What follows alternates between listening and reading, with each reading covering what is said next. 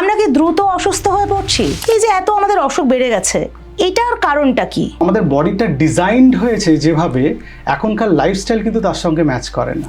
Lifestyle disease যেটা নিয়ে আমরা কথা বলছি, এরা কেউ একা আসে না, পরস্পরের সঙ্গে একটা হাত ধরে আসে। এরা কিভাবে কানেক্টেড? এই লিভারের মধ্যে যে ফ্যাট জমলো, এটাই তো ফ্যাটি লিভার। এই যে গ্লুকোজটা কোষের মধ্যে ঢুকতে পারলো না, রক্তের মধ্যে বাড়তে আরম্ভ করলে, এটার নামই তো ডায়াবেটিস। এই রোগগুলো একসাথে আসে, এটার নাম হচ্ছে মেটাবলিক ডিজিজ বা মেটাবলিক সিনড্রোম। কোনো কারণ নেই ঘুম আসছে না, এটা কিভাবে আমাদের জীবনকে ঘেঁটে দেয়? যে যত বেশি ঘুমায় সে তত স্লিম থাকতে পারবে। প্যানিক অ্যাটাক এত বেড়ে গেল কেন? জিনিসটা আসলে কি? পালস রেট বেড়ে যায়, ব্লাড প্রেশার বেড়ে যায়, সোয়েটিং হয়, ঘুম হচ্ছে না বা মাথা ব্যথা বা স্ট্রেস, এইটার কি কোনো নিরাময় আছে? ধাপে ধাপে যদি একটু আপনি পরামর্শ দেন। একদিন আপনি হাঁটতে গেলেন আমার এই ভিডিও শুনে, কিন্তু পরের দিনই আপনার মনে হলো দূর আজকে একটু ঘুমিয়ে নি। কেউ বলছেন ওজন বেড়ে যাচ্ছে, কারো আবার ডায়াবেটিস ধরা পড়ছে, কারো রিপোর্টে ফ্যাটি লিভার, কেউ আবার রাতে ঘুমোতে পারছেন না, বুক ধড়ফড় করছে, হার্ট অ্যাটাকের ভয়, নাকি প্যানিক অ্যাটাক। এই যে আমাদের চারপাশে এত নিত্য নতুন অসুখ বেড়েই চলেছে, আমরা নতুন নতুন নাম শিখে চলেছি, কেন এমনটা হচ্ছে? আমরা কি দ্রুত অসুস্থ হয়ে পড়ছি, নাকি আমাদের লাইফস্টাইল এমন একটা ফাঁদ পেতে রেখেছে যাতে খুব দ্রুত আমরা অসুখে পড়ে যাচ্ছি? আজ দ্য ওয়ার্ল্ড আরোগ্য নতুন হেলথ টকে আমি তিয়াস এই কারণটাই খোঁজার চেষ্টা করব, এবং আমার সঙ্গে রয়েছেন বিশিষ্ট general physician doctor S.A. Mallick. Welcome doctor. Thank you. এই চারপাশে এত অসুখের ঘনঘটা নিয়ে আমরা কথা বলছি, তো এইটা যদি বলেন যে আজকাল, এবং অসুখগুলো খুব কম বয়স থেকে, আমরা জানতাম যে 40-50 পেরোলে এসব নিয়ে ভাববো, এখন দেখছি 20 থেকেই শুরু, 30 থেকেই শুরু। Exactly. এই যে এত আমাদের অসুখ বেড়ে গেছে, এটার কারণটা কি? দেখুন, আমরা আদি অনন্তকাল ধরে পৃথিবীতে আছি মানুষ হিসেবে, এবং আমাদের বডিটা ডিজাইনড হয়েছে যেভাবে, এখনকার লাইফস্টাইল কিন্তু তার সঙ্গে ম্যাচ করে না। মনে করুন আজ থেকে 50 বছর আগে মানুষ যেরকমভাবে থাকতেন, যে তার একটা কাজের প্যাটার্ন ছিল, যে সকালবেলা ঘুম থেকে ওঠাতোটা হতো, তারপরে তার নিত্যনৈমিত্তিক কাজকর্ম, তার পেশাগত কিছু কাজ, যে পেশারই হোক না কেন, এবং তারপরে একটা নির্দিষ্ট সময় পর বাড়ি আসা এবং বাড়ির লোকের সঙ্গে টাইম কাটানো, তারপরে ঘুমানো, একটা ছকে বাঁধা ছিল।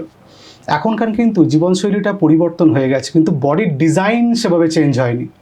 সেটা কীরকম? ধরুন, এই যে আমাদের বডি যেভাবে সব ব্যাপারে রেসপন্স করে, এখন কিন্তু লাইফস্টাইল বা জীবনশৈলীটা কিন্তু অন্যরকম হয়ে গেছে। আমরা স্ক্রিনে বেশি টাইম কাটাচ্ছি, অনেকটা সময় কাটাচ্ছি, আমরা এক্সারসাইজ করি না, আমাদের সেডেন্টারি লাইফস্টাইল হয়েছে, আমাদের খাদ্যাভ্যাস পাল্টে গেছে। আমরা এখন বাইরে থেকে খাবার এনে খাচ্ছি, যে খাবারের মধ্যে ফাইবার কম, যে খাবারের মধ্যে খাদ্যের যে গুণাগুণ থাকা দরকার সেগুলো যথেষ্ট পরিমাণে নেই, ভিটামিনস, মিনারেলস, অ্যান্টিঅক্সিডেন্ট ইত্যাদি। তো এই আমাদের বডি এই পুরো ব্যাপারটাকে অ্যাকসেপ্ট করে উঠতে পারে না, যে কি হচ্ছে আমাদের সাথে, আমার বডির সাথে কি হচ্ছে বুঝতে পারে না। তখন এই ঝামেলাগুলো শুরু হয়। সেটা তার মাঝখানে যে ঝামেলাটা থাকে, এই পুরো ঝামেলার মাঝখানে, সেটার নাম হচ্ছে ইনসুলিন রেজিস্ট্যান্স, এবং তার জন্যেই এই পুরো ঘটনা, শরীরে খারাপ হওয়া, অল্প বয়স থেকে শরীর খারাপ হওয়া, বিভিন্ন রকম ঝামেলা, রোগের উৎপত্তি, সেখান থেকেই তার সূত্রপাত। এই যে ধরুন কারো ডায়াবেটিস ধরা পড়লো, কথার জন্য বলছি, কিছুদিন পরেই তার সঙ্গে আসে ফ্যাটি লিভার, অন্যদিকে তখন জানা যায় থাইরয়েডটাও বেড়ে গেছে। মানে এই যে আপনি বললেন যে লাইফস্টাইল ডিজিজ যেটা নিয়ে আমরা কথা বলছি, এরা কেউ একা আসে না, পরস্পরের সঙ্গে একটা হাত ধরে আসে। এরা কিভাবে কানেক্টেড, মানে মেকানিজমটা কি? আমাদের বডিতে একটা হরমোন আছে যার নাম ইনসুলিন। এবার আপনাকে একটা ছোট উদাহরণ দিই। এই ইনসুলিনটা কিন্তু অনেকটা চাবির মতো কাজ করে। আমরা যদি কোনো বাড়িতে ঢুকতে যাই মানুষ হিসাবে, তাহলে কি তালার মধ্যে চাবি লাগিয়ে খুলে তারপরে তো ঢুকতে পারবো ঘরের মধ্যে? এই মানুষটা যদি গ্লুকোজ হয়, এই তালাটা যদি ইনসুলিন রিসেপ্টর হয়, বাড়িটার মধ্যে অংশটায় যদি কোষ হয়, তাহলে ইনসুলিনটা হচ্ছে ওই বাড়িটার চাবি। যদি ইনসুলিন ওই তালাটাতে ঠিকভাবে বসে ওই তালাটাকে খুলতে না পারে, মানে ওই ইনসুলিন রিসেপ্টরটাকে অ্যাক্টিভেট না করতে পারে, তাহলে ইনসুলিন কাজ করতে পারে না, এবং রক্তের মধ্যে ইনসুলিন বাড়তে থাকে, এবং প্রচুর পরিমাণে ইনসুলিন বেড়ে যায়, এবং ইনসুলিন বেড়ে গিয়ে একটা হাইপার ইনসুলিনিমিয়া স্টেট তৈরি করে। ফলে রক্তের মধ্যে গ্লুকোজ আছে, সে কাজ করতে পারছে না। এবার এই গ্লুকোজগুলো তাহলে কী হবে? এবার হাইপার ইনসুলিনিমিয়া মানে বেশি ইনসুলিন এই গ্লুকোজগুলোকে ফ্যাটি অ্যাসিডে কনভার্ট করবে, মানে ফ্যাট সেলে কনভার্ট করবে, এবং বিভিন্ন জায়গাতে ফ্যাট জমতে আরম্ভ করবে, শরীরের বাইরে ভুঁড়ি হিসাবে, শরীরের মধ্যে ভিসারাল ফ্যাট, লিভারের চারপাশে, প্যানক্রিয়াসের চারপাশে, হার্টের চারপাশে, এবং এই লিভারের মধ্যে যে ফ্যাট জমলো, এটাই তো ফ্যাটি লিভার। এই যে গ্লুকোজটা কোষের মধ্যে ঢুকতে পারলো না, রক্তের মধ্যে বাড়তে আরম্ভ করলে, এটার নামই তো ডায়াবেটিস। এবং এই যে ফ্যাটি অ্যাসিডগুলো জমা হচ্ছে লিভারের মধ্যে, এবং এই ফ্যাটি অ্যাসিডসগুলো একসময় জমা হতে হতে লিভার তো পরিপূর্ণ হয়ে যাবে, এক্সট্রা ফ্যাটগুলো রক্তে চলে আসবে, তখনই এলডিএল মানে খারাপ কোলেস্টেরল বাড়তে থাকবে, তখনই তো রক্তে কোলেস্টেরল বেড়ে গেল। আবার রক্তের মধ্যে যখন খারাপ কোলেস্টেরল বেড়ে গেল, তখন আটারি যে রক্তবাহগুলো ধমনীগুলো তার মধ্যে নোংরা জমতে শুরু করলেন, নামই তো অ্যাথেরোস্ক্লেরোটিক ডিজিজ, মানে হার্ট ডিজিজ শুরু হয়ে গেল। তাহলে এই রোগগুলো একসাথে আসে, এটার নাম হচ্ছে মেটাবলিক ডিজিজ বা মেটাবলিক সিনড্রোম। এখানে ডায়াবেটিস হতে পারে, উচ্চ রক্তচাপ, কোলেস্টেরল, হার্টের অসুখ, ইউরিক অ্যাসিড বেশি, fatty liver, obstructive sleep apnoea এবং পলিসিস্টিক ওভারিয়ান ডিজিজ। একটা ইনসুলিন এত অসুখ, রেজিস্ট্যান্স থেকে এত অসুখ শুরু হলো, এবং এই অসুখগুলো সব একসাথে আসে। মানে আপনার ডায়াবেটিস হয়েছে বলে আপনি খুশি থাকতে পারেন না যে বাকি রোগগুলো তো আমার নেই, ওরা রাস্তায় আছে অপেক্ষা করছে সুযোগের, ঠিক সময়ে বডির মধ্যে ঢুকে যাবে। সেই জন্য প্রথম থেকেই আমি বলি জীবনশৈলীর পরিবর্তন করা এবং ইনসুলিন রেজিস্ট্যান্স যে কারণে হয় সেই কারণগুলোকে একে একে ঠিক করতে থাকা। এই জীবনশৈলীর মধ্যে একটা খুব গুরুত্বপূর্ণ জিনিস আসে ঘুম। আমরা ডায়েট নিয়ে কথা বলি, এক্সারসাইজ নিয়ে কথা বলি, কিন্তু ঘুম যেন একটুখানি পিছিয়ে থাকে। এবং আমাদের এখন যা জীবনযাত্রা, সবাই যা ব্যস্ত, সবার যা স্ট্রেস, ঘুম একটা বিলাসিতার জায়গা। মানে 8 ঘন্টা ঘুম প্রয়োজন, এটা যেন একটা ভাবতেই পারে না অনেকেই, সবাই টাইম পান না, একদমই পান না। তো এই যে ঘুমটা কম হয়, আবার অনেকেই ইনসমনিয়াতেও ভোগেন, কোনো কারণ নেই ঘুম আসছে না, এটা কিভাবে আমাদের জীবনকে ঘেঁটে দেয়? দেখুন, এই যে আমি বললাম কিছুক্ষণ আগে যে ইনসুলিন রেজিস্ট্যান্স হলো, এই ইনসুলিন রেজিস্ট্যান্সটা কিন্তু ঘুম কম হলেও হতে পারে। আমরা যখন কম ঘুমাই আমাদের বডিতে স্ট্রেস হরমোন বিল্ড আপ হতে থাকে, তার নাম কর্টিসল, এবং অ্যাড্রিনালিন বেড়ে যায়। এই অ্যাড্রিনালিন যখন বেড়ে যায় আমাদের পালস রেট বাড়ে, আমাদের একটা উদ্বিগ্নতা তৈরি হয়, আমাদের একটু ঘাম হতে থাকে, আমরা টেন্সড হয়ে যাই, যেটাকে আমরা অ্যাংজাইটি ডিসঅর্ডার বলি। এবং অ্যাংজাইটি ডিসঅর্ডার হলে আমাদের ঘুম আসতে চায় না, মানে ঘুম আসতে দেরি হয়, এবং ঘুম আসলেও সেটা মাঝখানে ভেঙে যায় এবং সকালে তাড়াতাড়ি ঘুম ভেঙে যায়, গভীর ঘুম হয় না। এই যে কর্টিজলটা বাড়লো ঘুম না হওয়ার জন্য, এই কর্টিজলটা কিন্তু ইনসুলিন রেসিস্ট্যান্স করে। এই কর্টিজল একটা important hormone for insulin resistance. এই যাদের ভালো ঘুম হয় না তারা দেখবেন তারা এই কর্টিজল বেড়ে যাওয়ার জন্য আনহেলদি খাবারের দিকে তারা আগ্রহী হয়ে পড়েন, মানে জাঙ্ক ফুড, ফ্রাইড আইটেমস, তাদের বারবার খিদে পায়। কারণ আমাদের বডিতে আর একটা হরমোন বেড়ে যায়, তার নাম হচ্ছে গ্রেনিল। ডিসরেগুলেটেড গ্রেনিল হরমোনের জন্য আরও বেশি লোকে খেতে ইচ্ছা করে। যারা রাত্রে ভালো ঘুমোয় না তারা দেখবেন সব শরীরে ওজন বেশি, তারা বেশি খাবার খেতে আরম্ভ করেন, তাদের ইনসুলিন বেড়ে যায় রক্তে, এই কর্টিজল বেড়ে যাওয়ার জন্য হাইপার ইনসুলিনেমিয়া আরও বেশি করে হয়। এবং ইনসুলিন যত রক্তে বাড়ে তত আমাদের ওজন বাড়ে, কারণ ইনসুলিন একটা অ্যানাবলিক হরমোন। সেই জন্য ঘুমটা প্রচন্ড জরুরি, মানে আপনি না ঘুমিয়ে রোগা থাকতে পারবেন না। আগে বলতো না এই সারাদিন ঘুমিয়ে আছে মোটা হয়ে যায়, ব্যাপারটা তা নয় আর কি। যে যত বেশি ঘুমায় সে তত স্লিম থাকতে পারবে, কারণ তার বডিতে স্ট্রেস হরমোন তত কম হবে, ইনসুলিন রেজিস্ট্যান্স কম হবে এবং তার ওজন নিয়ন্ত্রণে থাকবে। সেই জন্য আমাদের কাছে যারা ওজন কমানোর জন্য আসেন তাদের প্রথমেই বলে দিই, আপনি পারবেন তো 7 ঘন্টা ঘুমাতে? 7 ঘন্টা আপনাকে 8 ঘন্টা 7 ঘন্টা ঘুমাতেই হবে, এর কম ঘুমালে কিন্তু আপনি ওজন কমাতে পারবেন না।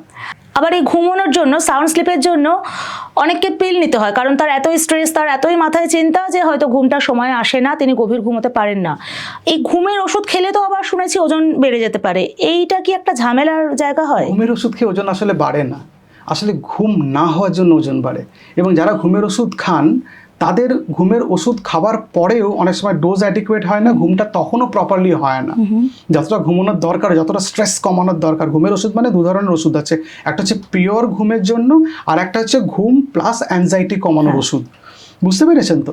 ফলে যাদের ঘুম হচ্ছে না বা ঘুমের ওষুধ খেতে হচ্ছে, যাদের ওজন বাড়ছে, তাদের মধ্যে একটা মিসকনসেপশন আছে যে ঘুমের ওষুধ খেয়ে ওজন বেড়ে যাচ্ছে, কিন্তু আসলে তা হয় না। ঘুম না হওয়ার জন্য ওজন বাড়ছে। এবং যাদের দেখা গেছে এইসব সাইকিয়াট্রিক ডিজিজগুলো আছে, অথবা অ্যাংজাইটি ডিসঅর্ডার আছে, অথবা ঘুমের সমস্যা আছে, তাদের একটা ব্যাকগ্রাউন্ডে ইটিং ডিসঅর্ডারও থাকে, কারণ দুটো একসাথে হয়ে ওজন বাড়ে। এক্স্যাক্টলি, তারা খুব স্ট্রেস থাকেন এবং তাদের ব্রেনে রিওয়ার্ড পাথওয়ে আছে, সেটাকে অ্যাক্টিভেট করতে হয় মাঝে মাঝে। এবং রিওয়ার্ড পাথওয়ে অ্যাক্টিভেট করে চিনি জাতীয় জিনিস, ডেজার্ট, মিষ্টি। ফলে ডোপামিন বেড়ে যায় মিষ্টি জাতীয় জিনিস খেলে। ফলে তারা খাবার পর আনন্দ অনুভব করেন ডোপামিন বেড়ে গেলে, ফলে তারা মিষ্টি জাতীয় জিনিস খান। মুশকিলটা হলো এখানেই, কিছুদিন পরে যে মিষ্টি খেয়ে তার ডোপামিন যতটা বেরোতো তারপরে সেই পরিমাণটা আর কাজ করে না, তারপরে আরো বেশি পরিমাণে খেতে হয় ওই রিওয়ার্ড পাথওয়েটাকে অ্যাক্টিভেট করার জন্য। ফলে আরো বেশি মিষ্টি, আরো বেশি রিফাইন্ড কার্বোহাইড্রেট, আরো বেশি fried items, pizza, pasta, pastry, noodles, burger এগুলো খেতে শুরু করেন, তখন আরো ওজন বাড়তে থাকে। পুরো ব্যাপারটা কিন্তু ইন্টারলিঙ্কড, আপনি আইসোলেটেড ভাবলে ব্যাপারটাকে বুঝতে পারবেন না। এই যে চকলেট খেলে আমাদের একটা ইনস্ট্যান্ট মুড ভালো হয়ে যায়, সেইটার কারণ তাহলে ওই ডোপামিন রিওয়ার্ড পাথওয়ে। কিন্তু সেটা খুব সুখের বিষয় নয় শরীরের জন্য, শরীরের জন্য সুখের বিষয় নয়, বা মনের জন্য। মানে আপনার মনে অশান্তিটা থেকেই যাবে যদি পরের বারে ওই চকলেটের পরিমাণটা আপনি বাড়িয়ে না দেন, কারণ রিওয়ার্ড পাথওয়েতে যে ডোপামিনটা বেরোবে সেটা অ্যাডিকুয়েটলি আর বেরোবে না। আচ্ছা ডাক্তারবাবু, অনেকেই বুক ধরফরের সমস্যায় ভোগেন। আজকাল দেখি অনেক কম বয়সেও অনেকেই কমপ্লেন করছে যে একটু অ্যাংজাইটি হচ্ছে বা কিছু ভুল হয়ে গেল বুক ধরফর করছে। তো আমাদের একটা সময় পর্যন্ত বুক ধরফর মানেই ছিল যে হার্টে কিছু হলো নাকি বা এমনটা। এখন একটা শব্দ খুব শুনি, প্যানিক অ্যাটাক, এবং তার সিমটমগুলো বুক ধরফরের সঙ্গেও আরও বেশ কিছু আসে। প্যানিক অ্যাটাক এত বেড়ে গেল কেন? জিনিসটা আসলে কি? ওই যে লাইফস্টাইল ডিজিজ হলো।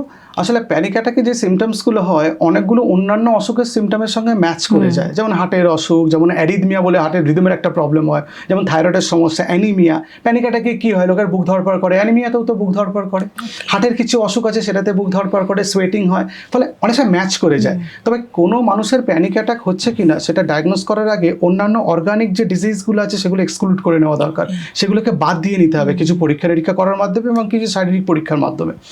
প্যানিক অ্যাটাকে যেটা হয়, আমাদের বডিতে একটা নার্ভাস সিস্টেম আছে, সেটা হচ্ছে autonomic nervous system, sympathetic, parasympathetic ইত্যাদি। এই সিম্প্যাথেটিক নার্ভাস সিস্টেমটা অ্যাক্টিভেটেড হয়ে গিয়ে ওই বেশি অ্যাড্রিনালিন বেড়ে, তখন এই পালস রেট বেড়ে যায়, ব্লাড প্রেশার বেড়ে যায়, সোয়েটিং হয়, একটা অস্বস্তি তৈরি হয় শরীরের মধ্যে। বেসিক্যালি এটা একটা অ্যাংজাইটি ডিসঅর্ডারের পার্ট। ফলে যাদের প্যানিক অ্যাটাক হচ্ছে তাদের অন্যান্য অসুখ যদি না থাকে তাহলে প্যানিক অ্যাটাকটা কীভাবে কন্ট্রোল হবে সেই ব্যাপারে তাদের পরামর্শ দেওয়া দরকার। আমরা বলছি মাইন্ডফুলনেস করুন, মেডিটেশন করুন, যোগা করুন, বই পড়ুন, হবি নার্চার করুন, ভালো করে ঘুমান, যদি দরকার পড়ে ওষুধ খেতে হলে তাহলে ওষুধ খেতে হবে। এটা একটা পুরো সিস্টেম। প্যানিক অ্যাটাক আজকাল খুব কমন, কিন্তু ওই রাত্রিবেলা হঠাৎ করে ঘুমোতে গিয়ে একটা বিশাল বুক ধরফর করলো, একটা তুমুল, বাড়ির মধ্যে একটা ঘাম হলো, এই বুঝি হার্ট অ্যাটাক হয়েছে, এক্ষুনি নিয়ে হাসপাতালে এমার্জেন্সিতে যাওয়া হলো, পরীক্ষা নিরীক্ষা করে দেখা গেল কিছুই হয়নি। এটা একটা প্যানিক অ্যাটাক, একটা মেন্টাল ডিজিজের মধ্যে পড়ে। এর একটা সঠিক চিকিৎসা পদ্ধতি আছে এবং সেই পদ্ধতিতেই ঢুকতে হবে। আজকাল আমাদের জীবনের সঙ্গে যে জিনিসটা জড়িয়ে গিয়েছে সেটা হচ্ছে স্ক্রিন। মানে আমরা চাইলেও, মোবাইলের শত বদগুণ জেনেও চাইলেও আমরা একটা নির্দিষ্ট সময় বা বড় সময় ফোন ছাড়া পেশাগত কারণে হোক বা নেশাগত কারণে হোক থাকতে পারি না। তো এই যে রাত জেগে ফোন স্ক্রল করা একটা অভ্যেস থেকে যাচ্ছে এবং তারপর ঘুরে ফিরে সেই ঘুম হচ্ছে না বা মাথা ব্যথা বা স্ট্রেস, এইটার কি কোনো নিরাময় আছে? এই যে মোবাইল ফোনের কথা আপনি যেটা বললেন যে স্ক্রল করা, এটা তো একটা কিছুটা নেশার, কিছুটা সময় কাটানো, তারপরে সেটা এক সময় পরে আমার ঘুমটাকেও এফেক্ট করছে, কারণ রাত জেগে সেটা করছি। এই ছোটবেলা থেকে বা কম বয়স থেকে মোবাইল ফোন হাতে পেয়ে সেটা আরও চলতে থাকছে, এটাই বেশি, এবং সেটা লোকের একটা অভ্যেসের পর্যায়ে চলে গেছে। আজকাল পড়াশোনা, অফিসের কাজ সবটাই তো মোবাইল ফোনে করতে হয়, ফলে মোবাইল ফোন বাদ দিয়ে আপনি সেটা করতে পারবেন না। কিন্তু তার কাছে সিস্টেম থাকা দরকার। আমি সবাইকে বলি, বিশেষ করে বাচ্চাদের, যদি তারা মোবাইল ফোন নিয়ে থাকে তাহলে বাড়ির বড় কেউ একজন, বাবা মা কেউ একজন তার সঙ্গে ফোনের সঙ্গে থাকা দরকার। সে আজে বাজে কোনো কন্টেন্ট দেখছে কিনা দেখে নেওয়া দরকার। 2 নম্বর, বড়রা যারা মোবাইল ফোন ব্যবহার করছেন এবং যারা স্ক্রল করছেন দিনের অনেকক্ষণ সময়ে, এটা অভ্যেসের পর্যায়ে চলে গেছে, তাদের তো ঘুম ব্যাহত হবে, কারণ মোবাইলের যে ব্লু লাইট আমাদের রেটিনাল হাইপারসেন্সিটাইজেশন করে, আর পিনিয়াল গ্ল্যান্ড যেখান থেকে মেলাটোনিন হরমোন বেরিয়ে আমাদের ঘুমকে ইনডিউস করে, সেটাকে ইনহিবিট করে। মানে ওই হরমোনটা বেশি বেরোবে না, ফলে আপনার ঘুম হবে না যদি অনেক রাত অবধি মোবাইল ফোন দেখেন।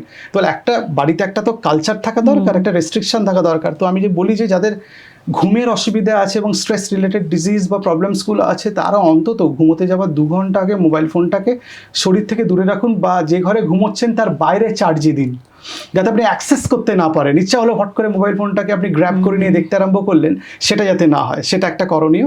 আর 2 নম্বর, বই পড়ার অভ্যাসটাকে আবার আমাদের ফিরিয়ে আনতে হবে। আসলে মোবাইল ফোনে পড়ে হয়তো জিনিসটা একই থাকে, কিন্তু এত ডিস্ট্র্যাকশন থাকে আমাদের মেমোরিতে অতটা রেজিস্টার হয় না। আর 3 নম্বর, ওই যে ঘুমের ব্যাপারটা যেতে এনশিওর হচ্ছে না, আপনি তো ঘুমোতে পারছেন না, রাত্রি 2টায় ঘুমোলে সকাল 6টায় বা 7টায় আপনাকে বিভিন্ন কাজে উঠতে হবে, কাজে যেতে হবে, স্কুল আছে, বাড়ির কাজকর্ম ইত্যাদি। তার জন্য আপনার মেটাবলিক ডিজিজ তৈরি হওয়ার একটা সম্ভাবনা বেড়ে যাচ্ছে, কিন্তু এতে ঘুম কম হলো কর্টিজল বেড়ে যাবে, সেই একই গল্প আবার শুরু হয়ে যাবে, ইনসুলিন রেজিস্ট্যান্স ইত্যাদি, মানে ঘুরে ফিরে একই একটা ফাঁদে শরীর পড়ে যাবে। ফলে এই জিনিসটা থেকে বেরোনোর জন্য আমাদের কিছু পুরনো অভ্যেসে ফিরে যেতে হবে, যেটা আগে ছিল।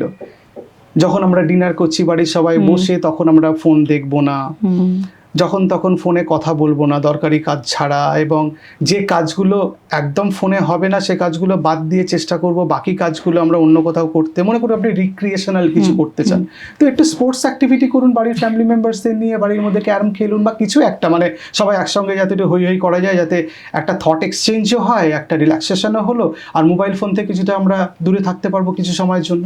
একদম একদম। এই যে ডিজিজগুলো নিয়ে প্রথমে কথা বলতে শুরু করলাম, তার মধ্যে ফ্যাটি লিভার ব্যাপারটা খুবই বেড়ে গিয়েছে এবং খুব কম বয়স থেকে। ফ্যাটি লিভারের সঙ্গে বা লিভারের যে কোনো সমস্যার সঙ্গে মদের একটা সম্পর্ক রয়েছে, আমরা জানি যে অ্যালকোহল কনজাম্পশন ইনজুরিয়াস, কিন্তু এই কমপ্লেনটা অনেকের মুখে শোনা যায়, আমি তো মদ খাই না তবু আমার ফ্যাটি লিভার কি করে হলো? এই যে নন অ্যালকোহলিক ফ্যাটি লিভার, এইটা কেন এত বাড়ছে? ফ্যাটি লিভার তো দু প্রকারের, আপনি ঠিকই বলেছেন, যে অ্যালকোহল খেলে হয় আর non alcoholic fatty liver disease. এই নন অ্যালকোহলিক ফ্যাটি লিভার ডিজিজের একটা সুন্দর নাম এসছে এখন, MSALD বলে। আচ্ছা, মানে metabolic dysfunction associated steatotic liver disease. তার মানে মেটাবলিক ডিজিজের জন্য বা ডিসফাংশনের জন্য লিভারের মধ্যে চর্বি জমার একটা পদ্ধতি। আসলে যেটা বলছিলাম একটু আগে, ওই ইনসুলিন যখন রক্তে বেড়ে যায় তখন গ্লুকোজগুলো যেহেতু কোষের মধ্যে ঢুকতে পারছে না ইনসুলিন রেজিস্ট্যান্সের জন্য, ওইগুলো ফ্যাটি অ্যাসিডে জমা হয়ে লিভারের মধ্যে জমছে।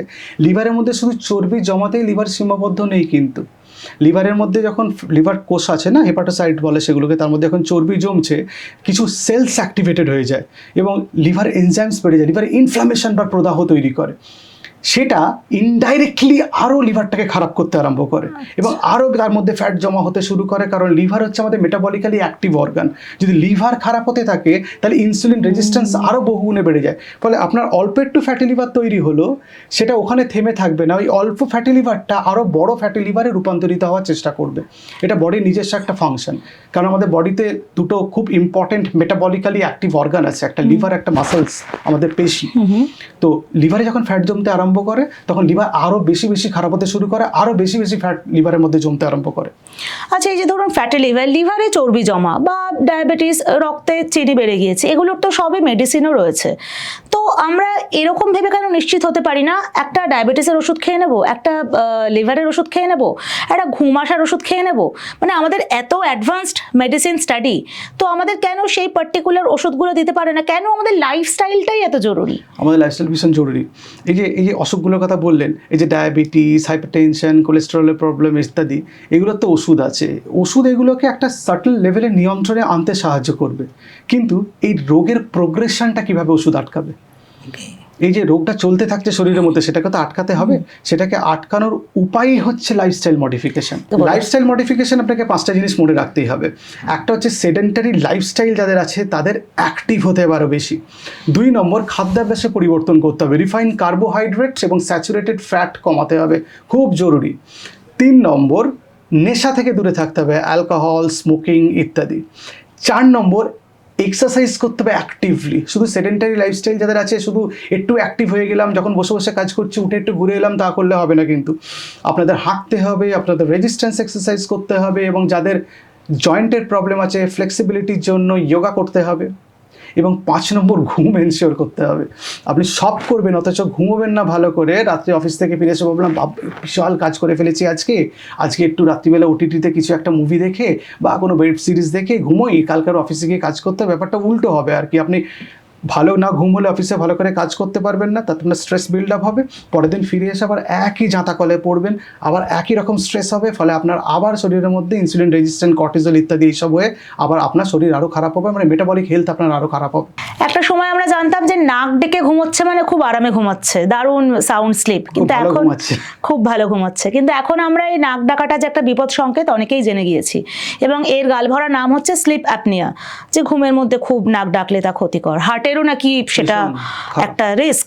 সেটা ঠিক কি জিনিসটা কি? আসলে কি হয়, আমরা যখন ঘুমাই কিছু কিছু পেশেন্টদের ক্ষেত্রে যাদের ওবেসিটি আছে, যাদের বিশেষ করে ইনসুলিন রেজিস্ট্যান্স আছে, যাদের নেক এটা শর্ট, আচ্ছা। শর্ট নেক যাদের থাকে, যাদের এই গলাটা এরকম মোটা এবং সেন্ট্রাল ওবেসিটি আছে যাদের, তারা যখন ঘুমান তাদের এই কিছু মাংসপেশি আছে আমাদের মুখমণ্ডলের ভিতর, তাদের হাওয়া যাওয়ার রাস্তাটাকে অবস্ট্রাক্ট করে। অবস্ট্রাক্ট করলে কি হবে? হাওয়া যাবে না, অক্সিজেন যাবে না, অক্সিজেন ড্রপ করে এবং এই হাওয়া যাওয়ার রাস্তার সামনে যে পেশিটা চলে আসে শ্বাস নেবার সময় সেটা কাঁপে, তখন নাক ডাকার মতো ভাইব্রেশন হয়, তখন নাক ডাকার মতো আওয়াজ হয়, এটাকে স্নরিং বলি আমরা। এবং এই স্নরিংয়ের জন্য যেটা হয়, অক্সিজেন ক্রনিক্যালি ড্রপ করে আমাদের রক্তে এবং তার জন্য আমাদের শরীরে ইনকমপ্লিট অক্সিডেশনের অনেক মেটাবলিক পাথওয়ে ঘেটে যায়, গন্ডগোল হয়, ব্রেনে অক্সিজেন পৌঁছয় না ঠিকঠাক, তার জন্য আমাদের হিমোগ্লোবিন বেড়ে যায়। হিমোগ্লোবিন বেড়ে যাওয়া খারাপ জিনিস, কিন্তু রক্ত ঘন হয়ে গেল। তাদের ক্রনিক্যালি লো অক্সিজেন থাকার জন্য ব্লাড প্রেশার বাড়ে এবং তাদের স্ট্রোক হওয়ার সম্ভাবনা বা ক্লটিং কোনো ডিসঅর্ডার হওয়ার সম্ভাবনা বা হার্ট অ্যাটাক হওয়ার সম্ভাবনা অন্য পেশেন্টের চেয়ে বেশি। এবং যেহেতু রাত্রিবেলা ভালো করে ঘুম হচ্ছে না, স্লিপ সাইকেলটা কমপ্লিট হচ্ছে না, ওই যে কর্টিজল বাড়তে থাকে, সেটা তো আরও ওজন বাড়াতে থাকে, ফলে আরও মোটা হতে আরম্ভ করে। এটা একটা মেটাবলিক ডিজিজের সঙ্গে সংযুক্ত, মানে যুক্ত একটা অসুখ। এটার নাম হচ্ছে ওএসএ বা অবস্ট্রাকটিভ স্লিপ অ্যাপনিয়া। এটা চিকিৎসা করতে হয় এবং পলিসোমনোগ্রাফি বলে একটা পরীক্ষা আছে, সেটার মাধ্যমে এটা ডায়াগনোজ করতে হয় এবং তার চিকিৎসা পদ্ধতি আছে, সিপ্যাপ মেশিন আছে, তার লাইফস্টাইল মডিফিকেশন আছে, ওজন কমানো ইত্যাদি অনেক কিছু তার সিস্টেম, সাপোর্ট সিস্টেম আছে, সেগুলো করতে হয়। আমরা এই শরীরের নানা কিছু নিয়ে আলোচনা করছি। আরও একটা সমস্যা ইদানিং আমাদের অনেকেরই হয়, আমরা মনোযোগ বেশিক্ষণ ধরে রাখতে পারি না, আমরা ফোকাস করতে পারি না। এই যে একটু আগে আপনি বললেন বই পড়ার কথা, অনেককেই বলতে শুনি যে আগে পাতার পর পাতা পড়তাম, এখন যেন 2 প্যারা পড়ার পর 3 নম্বর প্যারায় আর মনোযোগটা রাখতে পারছি না। এই যে আমরা ফোকাস হারিয়ে ফেলছি বা মন দিতে পারছি না, আমাদের ব্রেনও কি ক্লান্ত হয়ে পড়ছে? আমাদের যখন এই স্ট্রেস হয় বা আমাদের শরীরের মধ্যে যে স্ট্রেসের পরিবর্তনগুলো হয়, যে নিউরো হরমোনাল চেঞ্জেসগুলো হয়, তার জন্য যে বললাম যে কর্টিজল বাড়তে থাকে, এই কর্টিজল বেড়ে গিয়ে ও কিন্তু চুপচাপ বসে থাকে না। আমাদের যে বই পড়ছি বা আমরা বই পড়ে একটা জিনিস ক্যালকুলেট করে একটা ডিসিশন নিচ্ছি, এটা আমাদের ব্রেনে একটা স্পেসিফিক জায়গা আছে, তার নাম হচ্ছে প্রিফ্রন্টাল কর্টেক্স। সেটা আমাদের হেল্প করে আমাদের ডিসিশন মেক করতে, আমরা কোনো জিনিস চটজলদি মনে রাখতে বা সেটা প্রসেস করে যে কি ভাবছি কি না ভাবছি। ওই প্রিফ্রন্টাল কর্টেক্সের কার্যক্ষমতা কমিয়ে দেয় এই কর্টিজল, এই হাই স্ট্রেস হরমোন। তখন আমাদের ব্রেনে আর একটা জায়গা আছে, তার নাম অ্যামিগডালা, সেটা অ্যাক্টিভেটেড হয়। সেটা হচ্ছে এমার্জেন্সি একটা সিস্টেম, যেটা আমরা যখন বিপদে পড়ি সেটাকে কাজে লাগে, কিন্তু ও ভালো ডিসিশন নিতে পারে না, ও সেকেন্ড ম্যান, ওর ভালো করে কাজ করার ক্ষমতা নেই। তখন আমরা ভুলভ্রান্তিগুলো করতে থাকি কাজে, আমরা মনে সংযোগ করতে পারি না, আমরা ডিসিশন মেক করতে পারি না, আমরা ফাম্বল করি, বুঝতে পেরেছেন, রং ডিসিশন নিই এবং আমাদের অনেকগুলো শরীরে আরও কিছু চেঞ্জেস হয়, কিছু প্রবলেম হয়। কারণ অ্যামিগডালা যখন ঠিকঠাক কাজ করতে পারে না বা অ্যামিগডালাতে কখনো প্রবলেম হয়, তখন আরও অন্যান্য শরীরের মধ্যে প্রবলেম হয়। শুধু তাই না, এই যে স্ট্রেস হরমোন শরীরের মধ্যে তৈরি হলো, এ কিন্তু এই বললাম না মেলাটোনিন হরমোন কম তৈরি করতে সাহায্য করে, ফলে আমাদের ঘুমটাও ভালো হবে না, আরও স্ট্রেস বেশি বেড়ে যাবে। এবং ক্রনিক এই যে স্ট্রেস, এই যে chronically high level of cortisol, আমাদের ব্রেনে একটা হার্ড ডিস্ক আছে যেখানে আমাদের মেমোরি স্টোর থাকে, তার নাম হচ্ছে হিপোক্যাম্পাস। সেই হিপোক্যাম্পাসটা শ্রিঙ্কেজ করে দেয়, সেগুলো সাইজটা ছোট করে দেয়। ফলে আমরা মেমোরি লসও হবে। দেখবেন অনেকে আছেন খুব স্ট্রেসড, খুব চিন্তায় থাকেন, তারা চট করে মনে করতে পারে না কোথায় কি জিনিস রেখেছেন, একটা চাবি রেখেছেন ভুলে গেলেন, একটা মোবাইল, ভাই কোথায় ফোনটা রাখলাম, তখন ঘাঁটতে থাকেন। আসলে হিপোক্যাম্পাসটা সাইজে ছোট হয়ে গেছে, ভালো করে কাজ করতে পারছে না। ফলে মানসিক চাপটা শুধু বাহ্যিক চাপ না, ওটা আভ্যন্তরীণ চাপ, ওটা শরীরের মধ্যে চাপ, যেটা মেটাবলিক ডিজিজ, ওটা ব্রেনের মধ্যে চাপ, যেটা একটা মেন্টাল স্ট্রেস হিসাবে বিভিন্ন রকম তার সিমটম, বিভিন্ন রকমভাবে তার বাহ্যিক প্রতিফলন হিসাবে দেখা যায়। মানে এই যে ইনসুলিন যেমন একটা শরীরের চাবি, তেমনি স্ট্রেসও বোধহয় আরেকটা মাপকাঠি বা চাবি, যেটা শরীর মন মাথা সবকিছুর মধ্যে সমস্যা করছে। আচ্ছা, একটা কথা বলুন, এই যে আমাদের একদিকে জীবনে আমরা দৌড়চ্ছি, বিশেষ করে আমাদের যারা ইয়াং জেনারেশন, আমাদের উচ্চাকাঙ্ক্ষা রয়েছে, আমরা কোথাও একটা জায়গায় পৌঁছতে চাই, আবার আমরা একটা সময় একটু শান্তিও চাই, একটু বেড়াতে যেতে চাই, সব কিছুই একসঙ্গে চাই। তো অনেক সময় কি হয় যে হাতে সময় এবং টাকা পয়সা জমতে জমতে বয়সটা 50-60 হয়তো পেরিয়েই গেল। বিদেশে দেখি অনেকেই 60 থেকে জীবনটা শুরু করছেন, তিনি প্রচুর দৌড়ঝাঁপ করছেন, এই বেঁচে গিয়ে ফুটবল খেলছেন, এই করছেন ওই করছেন। আমাদের 60 মানে কিন্তু বুড়ো হয়ে গেছে একেবারেই, মানে 60 বছর বয়সে কেউ ট্রেকিং শুরু করবেন, এটা আমাদের ভাবতে একটু অসুবিধা হয়। বিদেশে কোনো ব্যাপার না। কেন আমরা তাড়াতাড়ি বুড়িয়ে যাচ্ছি কেন? কারণ আমাদের মাইন্ডসেট, আমরা যেটা করি, আমরা হঠাৎ করে জীবনের সায়াসনে এসে ভাবতে শুরু করি যে এবার থেকে আমাকে সুস্থ থাকতে হবে, 50 বছর বা 55 বছর বা 60 বছর বয়সে এসে আমরা ভাবতে শুরু করি এবার থেকে আমাকে সুস্থ হতে হবে। আমাদের শরীরের যে বয়স বাড়তে থাকছে, মনেরও তো বয়স বাড়তে থাকছে। আমরা বয়স তো কমানোর আমরা কোনো টেকনিক জানি না, আমরা বয়স তো কমাতে পারবো না। আমরা যেটা করতে পারি, আমাদের যে মেটাবলিক ডিক্লাইন হয় বডির মধ্যে, বিপাক ক্রিয়ার যে কমতে আরম্ভ করে শরীরের মধ্যে, সেইটাকে আটকানোর পদ্ধতি শুরু করতে পারি আরেকটু পিছিয়ে গিয়ে। মানে আমাদের বয়স যখন 25-30, তখন থেকে আমরা ভাবতে আরম্ভ করতে পারি যে আমরা 60 বছর এগিয়ে যেতে ভালো থাকি। তখন থেকে আমাদের অ্যাক্টিভ লাইফস্টাইলে ঢুকতে হবে, লাইফস্টাইল মডিফিকেশন করতে হবে। আমাদের নেশা থেকে দূরে থাকা, ওই যে ঘুমোনো, ভালো খাবার, অ্যাক্টিভিটি, তখন থেকে যদি আমরা ঠিকঠাক করি, 60 বছরে এই যে বুড়ো হয়ে যাচ্ছি বা বুড়িয়ে যাচ্ছি, সেইটা আমরা ফিল করবো না যদি একটু পিছিয়ে গিয়ে আমরা এই ব্যাপারটা করি। সেটা প্রথম থেকেই ভেবে সেটা সেই মতো এগোতে হবে। একটা বয়সে গিয়ে দুম করে শুরু করা যায় না, এটা একটা ধারাবাহিক হয় না, আর করাও যায় না, কারণ ফিটনেস থাকে না, আপনি করতে পারবেন না। এবার যারা অল্প বয়স থেকে এটা করে এসছেন, আপনি দেখবেন তাদের বয়স, দুটো 60 বছরের মানুষকে যদি আপনি পাশাপাশি রাখেন, একজন 60 বছরে এক্সারসাইজ শুরু করেছেন আর একজন 60 বছরের অনেক আগে এক্সারসাইজ শুরু করেছেন এবং লাইফস্টাইল মডিফাই করা শুরু করেছেন, তাদের দুজনের চেহারার আপনি তফাৎ বুঝতে পারবেন। অনেক ইয়াং দেখতে লাগবে যারা অনেক আগে থেকে এই লাইফস্টাইল মডিফিকেশনটা শুরু করেছেন। এটা আপনার আশেপাশে, বাড়ির আশেপাশে লোকজনকেও আপনি দেখে বুঝতে পারবেন। মানে বিদেশি দাদুদের সিক্রেট এটাই, তারা অনেক আগে থেকে ভাবেন। অনেক অ্যাক্টিভ। আমি একবার স্ক্যান্ডিনেভিয়াতে আমি ঘুরতে গেছিলাম। আমি ছিলাম শীতকালে সুইডেনে, মানে সেখানে -9, -10, -21 এরকম। সেখানে দেখি একজন বয়স্ক মানুষ সাইকেল চালিয়ে যাচ্ছেন। তো উনি ওখানে লোকজন দেখা হলে খুব হাইটাই করেন, হ্যালো ট্যালো করলেন। তো ওনাকে বললাম যে আপনার বয়স কত? উনি বললেন 89। আমি বুঝতে পারিনি, আমি বলছি 60-61 হবে। মানে কোনো ব্যাপার না ওদের কাছে, ওরা এইভাবেই সেভাবে অভ্যস্ত আর কি। আর আমরা এত কিছু চোখের হাতের সামনে সব কিছু পেয়ে যাই, তো আমরা আর এই হেলথটাকে খুব নেগলেক্ট করতে আরম্ভ করি। আসলে আমাদের এই যৌবনটাকে আমরা আমাদের কেরিয়ার তৈরি করার রসদ হিসাবে ভাবতে আরম্ভ করি, কিন্তু হেলথ ইজ ওয়েলথ বলে। মানে আপনি যতটা ভালো হেলথ রাখতে পারবেন সেটা আপনার একটা ওয়েলথ। মানে আপনার যত শরীর ভালো থাকবে, আপনার চিকিৎসার জন্য বাজে খরচ কম হবে। আপনার যত হেলথ ভালো থাকবে, আপনি বেশি বয়স অবধি কাজ করতে পারবেন। যত হেলথ ভালো থাকবে, আপনার ব্রেন ফাংশন কাজ করবে। দেখা গেছে যারা অ্যাক্টিভ ছিলেন, তাদের ওই যে বয়স হলে অ্যালজাইমার্স, ডিমেনশিয়া এগুলো হয় না, তাদের ক্ষেত্রে কিন্তু ঝুঁকিটা অনেক কম। ফলে অ্যাক্টিভ লাইফস্টাইলের একটা খুব ইম্পর্টেন্স আছে আমাদের লাইফে, এবং সেটা আমাদের মানতেই হবে এবং সেই মতো আমাদের চলতেই হবে। স্ক্যান্ডিনেভিয়া কিন্তু হ্যাপিনেস ইন্ডেক্সও অনেকটা উপরে রয়েছে। তার মানে স্বাস্থ্য যদি ভালো থাকে, তাহলে মানে হ্যাপিনেসটাও সেটার সঙ্গে জড়িয়ে রয়েছে। এই মুহূর্তে যারা আমাদের এপিসোড দেখছেন, তারা যদি আপনার কথাগুলো শুনে মনে করেন যে হ্যাঁ, এবার বদল আনা প্রয়োজন, রিয়েলিস্টিক স্টেপ কি হবে? কারণ হঠাৎ করে সকালে উঠে আজ থেকে 8 ঘন্টা ঘুমাবো, আজ থেকে ডায়েট করে ভালো থাকবো, আজ থেকে এক্সারসাইজ করবো, এমনটা হয় না, একটা স্টেপ আসে। তো সেইটা ঠিক কি হবে, ধাপে ধাপে যদি একটু আপনি পরামর্শ দেন। প্রথমে আপনাকে বুঝতে হবে যে আমাদের জীবনে ডিসিপ্লিন আর রেগুলারিটি খুব ইম্পর্টেন্স আছে। আপনি যদি ডিসিপ্লিন না হন এবং আপনি যদি রেগুলারিটি সব জিনিসে মেনটেন করতে না পারেন, তাহলে আপনার জীবনশৈলী আপনি পরিবর্তন করতে পারবেন না। আবার আপনাকে মোটিভেটেড হতে হবে। এবং একদিন আপনি হাঁটতে গেলেন, আমার এই ভিডিও শুনে, আমাদের এই সুন্দর একটা পরিবেশনা শুনে, সেটা আপনি হাঁটতে চলে গেলেন, কিন্তু পরের দিনই আপনার মনে হলো দূর আজকে একটু ঘুমিয়ে নিই, কালকে আবার আগামীকাল থেকে হাঁটতে আরম্ভ করবো। ব্যাপারটা করলে তা হবে না। সুতরাং আপনাকে মোটিভেটেড থাকতে হবে, ডিমোটিভেটেড হলে হবে না। এবং ডিসিপ্লিন আর রেগুলারিটি মেনটেন করতে হবে। বেবি স্টেপে আমরা শুরু করতে পারি। সেটা কীরকম?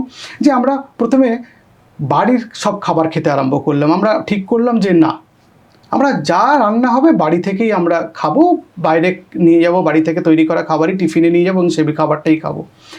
প্রথমেই আপনি 40 মিনিট 1 ঘন্টা এক্সারসাইজ করতে পারবেন বা হাঁটতে পারবেন না। আপনাকে 15 মিনিট দিয়ে স্টার্ট করতে হবে। 10 থেকে 15 মিনিট হাঁটা স্টার্ট করুন, একটু জোরে জোরে হাঁটুন, ব্রিস্ক ওয়াক করুন। ব্রিস্ক ওয়াক মানে কিন্তু এই আকাশ পাতাল দেখতে দেখতে, পাখির ডাক শুনতে শুনতে হাঁটা নয়। ব্রিস্ক ওয়াকের একটা ডেফিনিশন আছে, সেটা আপনাদের বলে দিই। ব্রিস্ক ওয়াক হচ্ছে আপনাকে একটু স্পিডে ওয়াক করতে হবে, যে স্পিডটা হবে 5 to 6 কিলোমিটার/আওয়ার। আপনার শোল্ডার সোজা থাকবে, সামনের দিকে তাকাতে হবে, মাটির দিকে নয়, তাহলে আপনার শির দ্বারা বেঁকে যাবে, তাতে আপনার হাঁটতে অসুবিধা হবে। এবং এমন স্পিডে হাঁটতে হবে যেসবে আপনি খুব অল্প অল্প ঘামবেন এবং আপনার রেসপিরেশন একটু বাড়বে এবং পালস রেট বাড়বে। তাহলে আপনি কী করে বুঝবেন যে ব্রিস্ক ওয়াক আপনি করছেন? আপনি গান গাইতে পারবেন না, সেই সময় গান গাওয়ার চেষ্টা করলে আটকে যাবে। একটা লম্বা সেন্টেন্স বলতে পারবেন না, সেটা আটকে যাবে। ছোট ছোট সেন্টেন্স বলতে পারবেন, এটাকে বলে ব্রিস্ক ওয়াকিং। এটা দিয়ে স্টার্ট করুন, আস্তে আস্তে বাড়ান। রেজিস্ট্যান্ট এক্সারসাইজ করুন। কিভাবে করবেন? রাবার ব্যান্ড কিনতে পারেন, নিজের বডি ওয়েটস নিয়ে করতে পারেন, অথবা কোনো ওয়েট নিয়ে করতে পারেন।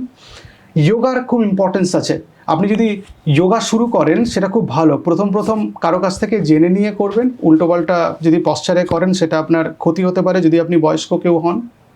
এবং মেডিটেশন, এই যে স্ট্রেস লেভেল এইগুলো আমি বলি, এই মেডিটেশন মানে কিছুটা তো ব্রিদিং এক্সারসাইজ, সেটা আপনি করতে পারেন। আমি খুব আমার পেশেন্টদের বলি যে ব্রিদিং এক্সারসাইজ 4-4-4 করতে, মানে 4 সেকেন্ড ধরে শ্বাস টানতে, 4 সেকেন্ড ধরে হোল্ড করতে, তারপর 4 সেকেন্ড ধরে ছাড়তে, অথবা 4 সেকেন্ড ধরে শ্বাস নিতে, 2 সেকেন্ডস হোল্ড করতে এবং 6 সেকেন্ড ছাড়তে। সেটা অনেক আপনি ভিডিও পেয়ে যাবেন, সেরকম দেখে নিতে পারবেন। এবং ঘুমটাকে এনশিওর করা, স্টেপ বাই স্টেপ করতে হবে যে ঘুমটা আপনি 7 ঘন্টা 8 ঘন্টা করছেন কিনা। যারা স্মোক করছেন সেটা থেকে বেরিয়ে আসুন, স্মোকিং কমিয়ে ছাড়তে পারবেন না। সব অনেকে আমাকে বলে রাখতে, হ্যাঁ স্মোক করি আমি আস্তে আস্তে ছেড়ে দেবো। আপনি পারবেন না আস্তে আস্তে ছাড়তে। কোল্ড টার্কি মেথড বলে একটা মেথড আছে, যেটা মানে হঠাৎ করে আপনাকে সিগারেট ছাড়তে হবে, এই আজ থেকে আর খাবো না, সব কিছু ছেড়ে দিতে হবে। 15 দিন আপনার অসুবিধা হবে, আপনার ঘুম হবে না, আপনার মেন্টাল ইরিটেবিলিটি হবে, আপনার পটি করতে অসুবিধা হবে, কনস্টিপেশন হবে, খুব কমন এটা যারা স্মোক ছেড়ে দেন হঠাৎ করে। সেইটা থেকে আপনাকে বেরিয়ে আসতে 15 দিন টাইম দিতে হবে। এই সময়ের মধ্যে আপনি কোনো মেডিকেল হেল্প নিতে পারেন। নিকোটিন চুইংগাম পাওয়া যায় অ্যাভেলেবেল, সেটা ইউজ করতে পারেন, তার গাইডলাইন আছে। আবার ওভারডোজ করলে সেটা শরীরে প্রবলেম হবে। এবং অ্যালকোহল থেকে দূরে থাকা, যারা রেগুলার অ্যালকোহল ইনটেক করছেন, যারা বলেন যে ডাক্তাররা বলে 2 পেগ করে অ্যালকোহল খেলে শরীর ভালো থাকে, এটা সর্বৈব মিথ্যা।